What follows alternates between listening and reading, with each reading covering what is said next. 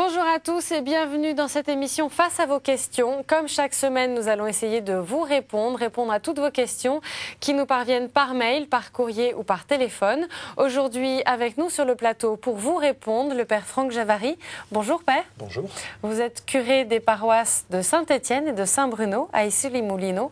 Alors Père, aujourd'hui on va parler de danse. En effet, notre corps est toujours en mouvement, mais qu'en est-il de la danse? Quel regard l'Église porte-t-elle sur la danse?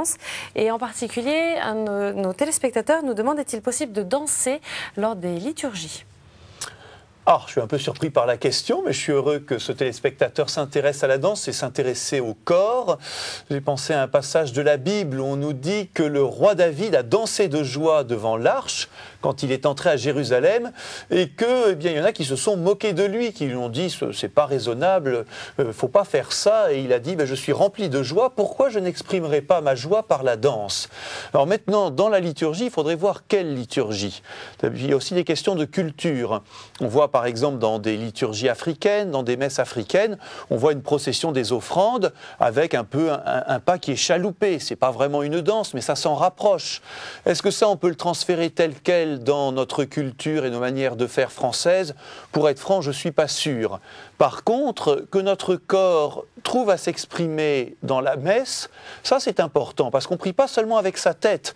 Alors le fait d'être debout, le fait d'être à genoux, le fait même d'être assis et attentif, le fait de lever les mains, eh bien c'est déjà une manière de faire participer notre corps pour louer le Seigneur.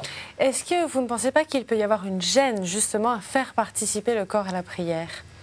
Le problème, c'est que ça, c'est très personnel. Alors, je donne un exemple tout simple. Parfois, on peut proposer de se tenir la main au moment du Notre Père. C'est un beau geste qui exprime bien la fraternité chrétienne. C'est ressenti très différemment suivant les catholiques. Il y en a qui sont enchantés de ce geste. Ils voudraient qu'on le fasse à toutes les messes. Et puis, il y en a d'autres, vraiment, ça passe pas. Ils n'ont pas été habitués à ça. C'est pas leur manière de prier. Alors, qu'est-ce qu'on fait? Souvent, je dis, écoutez, si vous avez envie de le faire, faites-le. Mais si ce geste vous gêne, ne soyez pas contraint de le faire parce que ce serait exprimer le contraire de cette fraternité. Alors on a aussi notre sensibilité, à chacun de nous de l'exercer au mieux. Alors comment justement dépasser cette gêne du corps, sachant que le Christ est incarné, donc le corps est très important? Je crois qu'il n'y a pas que la messe, justement, et que dans nos groupes de partage, dans nos groupes de prière, peut-être dans des retraites, certains, peut-être pas tous, vont souhaiter aller plus loin.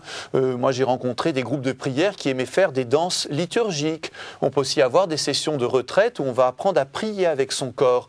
Au catéchisme, par exemple, on aime proposer aux enfants de gestuer l'Évangile. Et ça, ils adorent, c'est quelque chose pour eux qui est très naturel. Donc, il me semble qu'on peut profiter de ce qui existe en dehors de la messe pour peut-être apprendre à prier avec notre corps, mais chacun à sa manière. N'imposons pas une règle unique. Père, un très grand merci d'avoir été avec nous aujourd'hui pour nous répondre. N'hésitez pas à nous envoyer vos questions par mail à réaction@ktotv.com. Un grand merci de nous avoir suivis. À la semaine prochaine.